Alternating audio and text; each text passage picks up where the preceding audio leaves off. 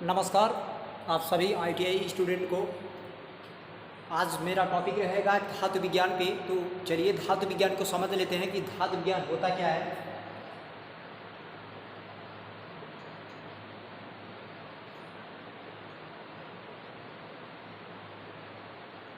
क्योंकि देखिए धातु विज्ञान से सबसे ज़्यादा क्वेश्चन आजकल एग्जाम में पूछा जा रहा है। तो धातु विज्ञान को बात करेंगे तो मेट्रोलॉजी इसको बोलते हैं।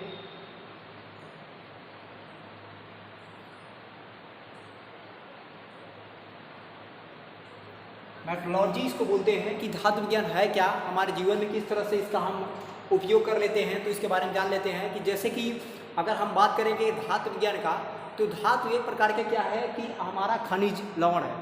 खनिज जैसे कि किसी भी जगह पे खाद्यान्नों में अगर हम बात करें तो धातु एक खनिज पदार्थ है। इसको कह सकते हैं कि धातु क्या है, एक खनिज पदार्थ है। धातु एक खनिज पदार्थ है जिसको क्या करते हैं कि किसी भी खाद्यान्न से इसको जैसे खानों से निकाल गए कच्चे माल को साफ करके तैयार किया जाता है। कच्चे माल जैसे कि किसी भी जैसे पहाड़ी वाले जगह पे होते हैं या किसी भी जगह पे, तो यहाँ पर हम लोग खुदाई करते हैं। खुदाई करके जो मटेरियल हमको प्राप्त होता है उस मटेरियल को क्या करते हैं हम लोग कि एक खनिज के रूप में ले लेते हैं, और उस खनिज के रूप को हम क्या करते हैं कि अयस्क के रूप में जानते हैं, जिसको ओर कहते हैं। अयस्क, इसको हम ओर कहते हैं या अयस्क कहते हैं। तो सिंपल भाषा में मेट्रोलॉजी को हम बात करेंगे तो यह एक प्रकार का धातु विज्ञान जो है एक प्रकार का ओर या अयस्क होता है, खनिज पदार्थ होता है। खाद्यान्नों से इसको खोद के खुदाई करके निकाल के हम ओर प्राप्त करते हैं, और उस ओर को हम लोग कई मतलब एक पृथक्कीकरण में, एक घनत्व विधि में, एक चुंबकत्व विधि में डिफाइन करके अलग अलग पार्टियों में बांट के हम लोग इसको शुद्धिकरण करते हैं, और शुद्धिकरण करने के बाद से तब जाके एक शुद्ध लोहा प्राप्त करते हैं। अब इसमें जैसे कुछ और बातें बता देता हूँ। यह कच्चा पदार्थ का अयस्क मान लीजिए हो गया, यह ठोस, भारी, अपारदर्शक, विद्युत तथा ताप का सुचालक होता है। क्या क्या होता है, यह ठोस भी होता है, भारी भी होता है, अपारदर्शक होता है, तथा इसमें बात करेंगे कि विद्युत का सुचालक होता है। क्या होता है, विद्युत का सुचालक, ये विद्युत का सुचालक भी हो जाता है। अब इसमें जैसे कि हम बात करेंगे कि जो धातु विज्ञान है, मटेरियल जब हम प्राप्त कर लेते हैं तो इसमें क्या करते हैं कि जैसे अगर कोई भी चीज़ जैसे इसे पीटना है, ठोकना है, ठेठाना है, या इसका कोई भी जैसे कि आकृति आकार बनाना है, विकसित करना है, तो वहाँ पे हम इसको पीट के, ठोक के, ठेठा के हम इसका क्या करते हैं कि जैसे आपको कोई भी चीज़ का निर्माण करना है, जैसे किसान भाइयों के लिए एक खुरपी का निर्माण किया जाए, तो ये मान लो आपका तो कोई ना कोई ये मेटल है, ये खुरपी का निर्माण किया जा रहा है, यहाँ में फेरूल लगा दिया जाता है, ये हैंडल होता है, ये टैंक होता है, या आपका कटिंग एज होता है। तो इस प्रकार से कुछ न कुछ आपका मेट्रोलॉजी के आधार पर ही निर्भर है, जिसे पीटने, ठोकने, ठेठाने के आधार पर भी हम क्या करते हैं कि इसको महसूस करते हैं, हाँ भाई ये इसके अंदर क्या क्या है, ठोस है, भारी है, पारदर्शक है, विद्युत का सुचालक है, इन सारे गुणों से ये भरपूर होता है।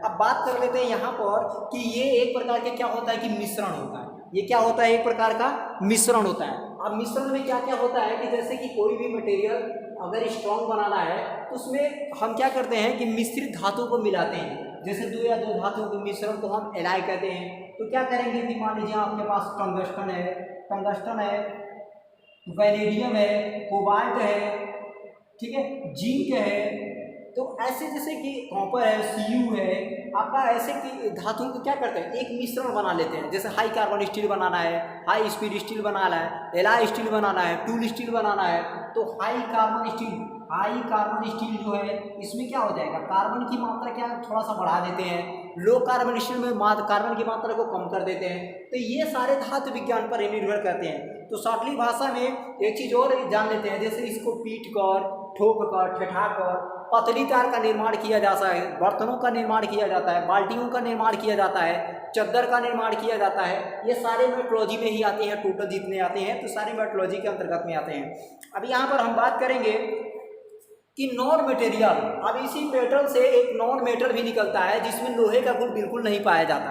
उसको नॉन मेटल बोलते हैं, उसको नॉन मेटल बोला जाता है, उसको नॉन मटेरियल बोला जाता है, नॉन मेटल भी उसको बोल सकते हैं। इस प्रकार में इसमें कोई गुण नहीं उतने ज़्यादा होते हैं। अब जैसे हम बात करेंगे कि इंजीनियरिंग धातु का, इसका धातु विज्ञान के लिए बात करेंगे तो इंजीनियरिंग जो धातु होता है इसका विज्ञान में इसका बहुत महत्वपूर्ण कार्य होते हैं, जैसे कि बड़ी बड़ी मशीनों का निर्माण करना और सुई से लेके बड़े बड़े जलयान से लेके जैसे कि हेलीकॉप्टर से लेके आपका गाड़ियों से लेके ऑटोमोबाइल्स पार्ट से लेके इन धातु विज्ञान का बहुत ही बड़ी इंजीनियरिंग वर्कशॉप में क्या होता है, जैसे कि आपका पॉलिटेक्निक होता है, ITI BTech होता है, जो भी वर्कशॉप होते हैं तो उन वर्कशॉपों में आप जो भी मशीनरी युक्ति देखते होंगे तो वहाँ पर आपका धातु विज्ञान से सारा रिलेटेड रहता है सबसे ज़्यादा।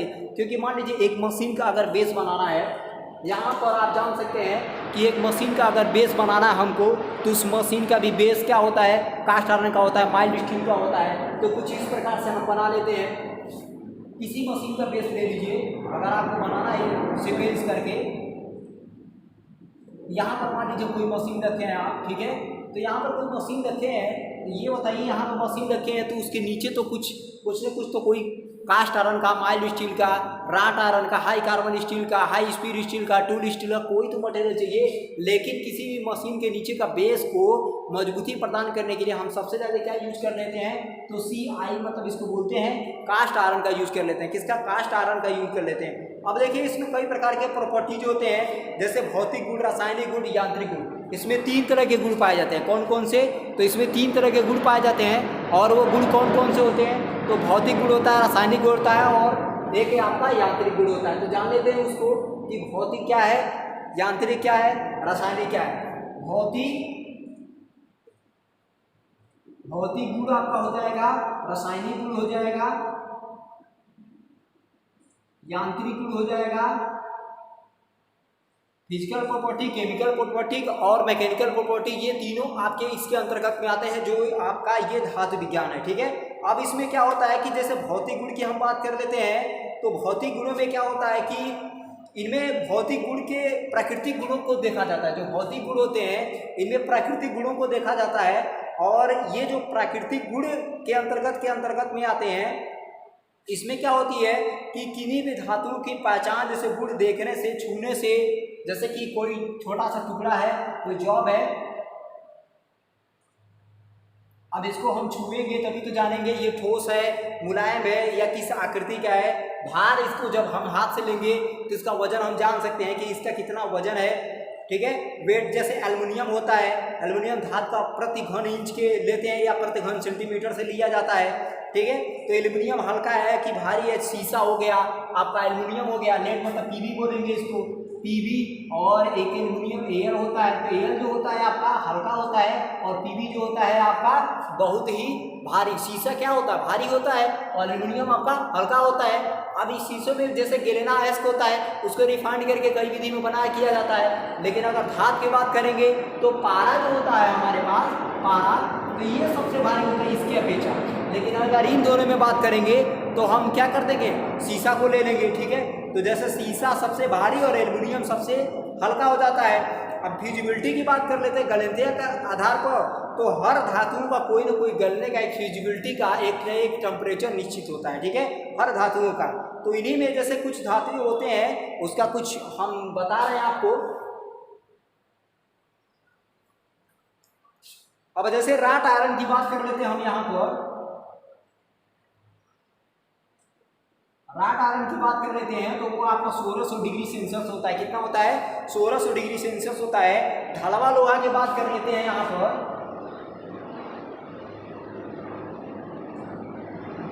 ढलवा लोहा का तो 1250 डिग्री सेल्सियस होता है। ढलवा लोहा कितना होता है? तो 1250 डिग्री सेल्सियस होता है। तांबा की बात कर लेते हैं तो तांबा जो होता है आपका 1080 होता है। कितना होता है? 1080 डिग्री सेल्सियस होता है। ये तांबा का हो जाएगा 1080 डिग्री सेल्सियस।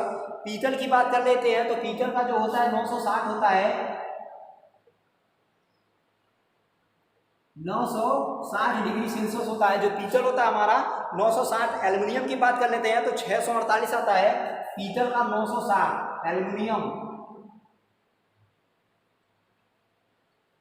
एल्युमिनियम का 48 डिग्री सेल्सियस होता है। इसी प्रकार से जैसे और भी धातुएं हैं, एल्युमिनियम के बाद शीशा आता है 320 डिग्री सेल्सियस, रांगा आता है 230 डिग्री सेल्सियस, तो इस तरह से होते हैं। इसके बाद आता है ताप तथा विद्युत का सुचालक। जैसे इसी में फिजिकल प्रॉपर्टीज में आता है ताप तथा विद्युत का सुचालक। तो प्रत्येक धातु विद्युत ताप का अच्छा सुचालक होती है, लेकिन छड़ है, जैसे एक छड़ की बात कर लेते हैं, छोटा सा एक फार्मूला और बता रहा हूं। कोई छड़ ले लीजिए आप,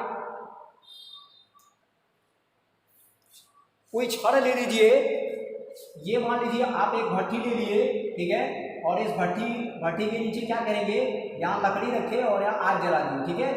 तो जब आग जलाएंगे तो यहाँ तक आग तो जाएगी लपट के, तो यहाँ आप एक क्या करेंगे, एक सॉफ्ट ले लीजिए, और सॉफ्ट में देखिए जब ये सिरा लाल हो जाएगा तो इसके मॉलिक्यूल कण होते हैं, छोटे छोटे मॉलिक्यूल कण होते हैं, तो जो एक दूसरे में आपस में चिपके रहते हैं। जब ये सिरा गर्म होता है तो दूसरा सिरा भी क्या होता है कि गर्म हो जाता है।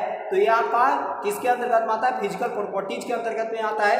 तो दूसरा सिरा गर्म होने का कारण हमें महसूस हो जाती है। जैसे लकड़ी की छड़ को अगर हम गर्म करेंगे तो क्या होता है कि उसका एक सिरा जल जाएगा, लेकिन दूसरे सिरे में क्या करेंगे, हम पकड़े रहेंगे लेकिन हमारा हाथ नहीं जलेगा। लेकिन अगर वहीं पर मेटल आपका है, धातु अगर आपका है, तो क्या हो जाएगा, जैसे एक सिरा गर्म होता है तो मॉलिक्यूल कण आपस में चिपके होने के कारण से वो एक दूसरे पर पहुंचते पहुंचते यहाँ तक आपको हीट उष्मा प्रदान करते हैं, और जब इसको पकड़े रहते हैं आप तो यहाँ पे गर्मी होती है, और आपको कुछ समय के बाद ऐसा होता है कि ताप को सहन नहीं कर पाते हैं। तो जब ताप को सहन नहीं कर पाते तो जाहिर सी बात है इसको आप क्या करते हैं, छोड़ देते हैं। तो ये आपका ताप तथा विद्युत का सुचालक बोला जाता है। Good conductor of heat electricity इसको बोलते हैं, good conductor of heat electricity. अपारदर्शक की बात कर लेते हैं, जैसे आर पार नहीं दिखाई देना, आर पार नहीं दिखाई देना, तो ये आपका कोई जॉब है।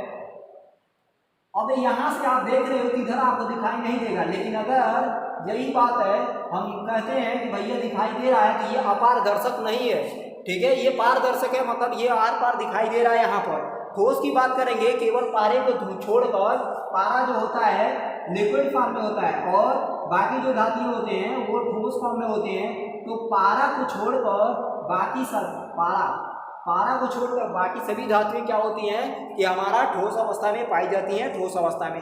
रंग की बात कर लेते हैं, इसका कोई ना कोई रंग होता है, जैसे सोने का रंग हो गया, तांबा का रंग हो गया, चांदी का रंग हो गया। जैसे सोने का रंग हम बोलेंगे सुनहरा, तांबे का रंग लाल, चांदी का रंग सफ़ेद, इस तरह होता है। सोने का जैसे संकेत क्या होता है, यू होता है, चांदी का आपका एजी होता है। तो इसी तरह से इसका संकेत भी कभी कभी पूछ लिया जाता है, तो ये ध्यान रखने वाले बात, चांदी का एजी, सोने का एयू, आपका ये ध्यान रखना है। तांबा सीयू, कांपर जिसे बोलते हैं सीयू को बोलेंगे, और कांपर का मिश्रण पीतल बोलेंगे, पीतल, पीतल मतलब पिताजी से कन्वर्ट कर लीजिए। थोड़ा सा यहाँ फार्मूला उसको जान लीजिए आप लोग,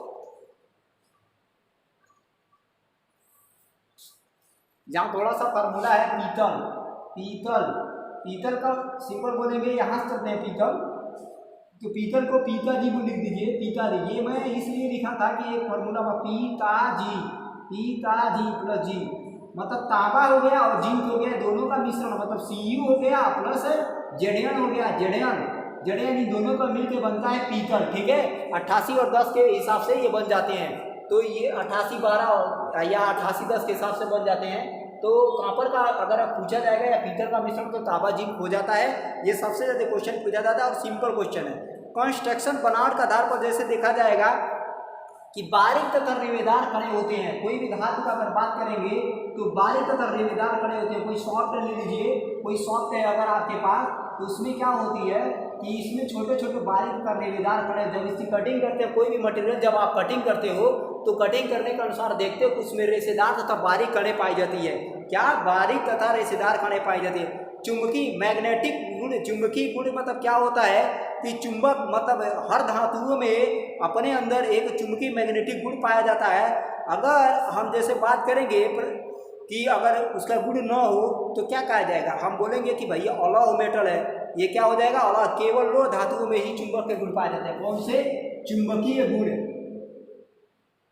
चुंबकीय गुण केवल इसमें आपके लौह धातुओं में पाई जाती है।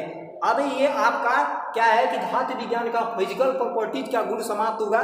ठीक है, क्या क्या हमने पढ़ा इसमें, तो एक बार फिर से रिवाइज कर लेते हैं। सबसे पहले हमने धातु को पढ़ा, धातु क्या है? धातु एक खनिज पदार्थ होता है। क्या है? धातु एक खनिज पदार्थ होता है जो कच्चे खानों से, कच्चे पदार्थ, कच्चे छोटे छोटे ढेले या खानों से निकाला जाता है और निकाल के उसको रिफाइंड किया जाता है भारतीय विधि, चुंबकत्व विधि, पृथकीकरण विधि, 3 विधि के द्वारा। और उन विधियों को क्या करते हैं कि हम अपने जीवन में कैसे उसको चेक करते हैं और एक मटेरियल बनाते हैं, जैसे तार बनाना, बाल्टी बनाना, ट्रंक बनाना, उसको पीटना, ठोकना, ठिठाना, तो उसमें से आवाज़ निकलती है, ध्वनि निकलता है। इस प्रकार से हम धातु को चेक करते हैं कि हाँ भाई ये धातु है कि नहीं है। और अगर ऐसा नहीं होता है तो नॉन मेटल मतलब धातु के रूप में परिवर्तित हो जाता है।